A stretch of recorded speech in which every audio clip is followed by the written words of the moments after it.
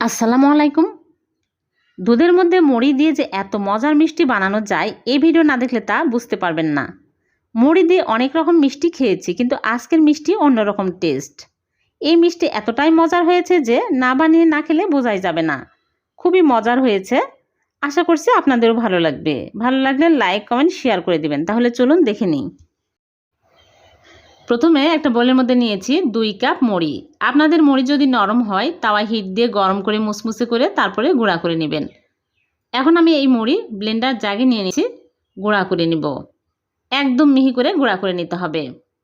Lunch থাকলে মুড়ি ভালো হবে না মিষ্টি।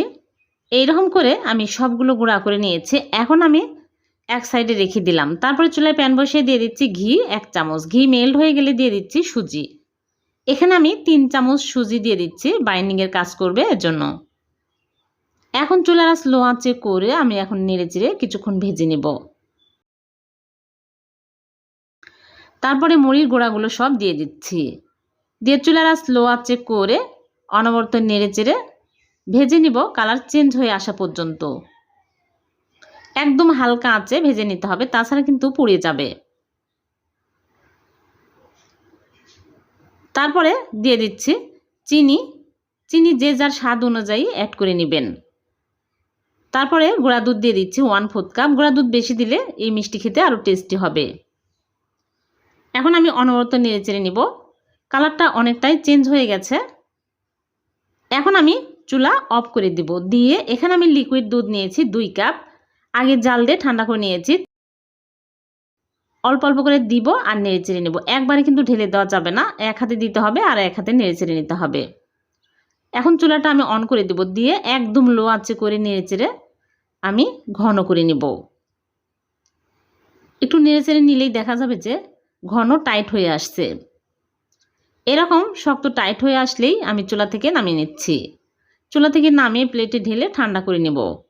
ঠান্ডা হয়ে আসছে, এখন আমি ভালো করে মথে নিচ্ছি।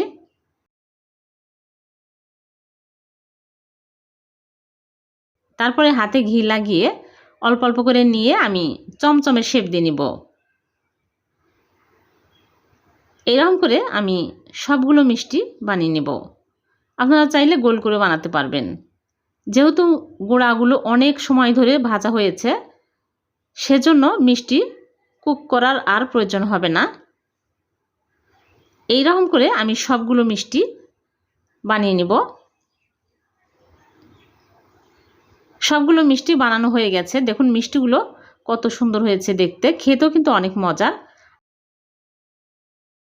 আরও টেস্টি করার জন্য আমি মাওয়াতে কোট করে নিচ্ছি।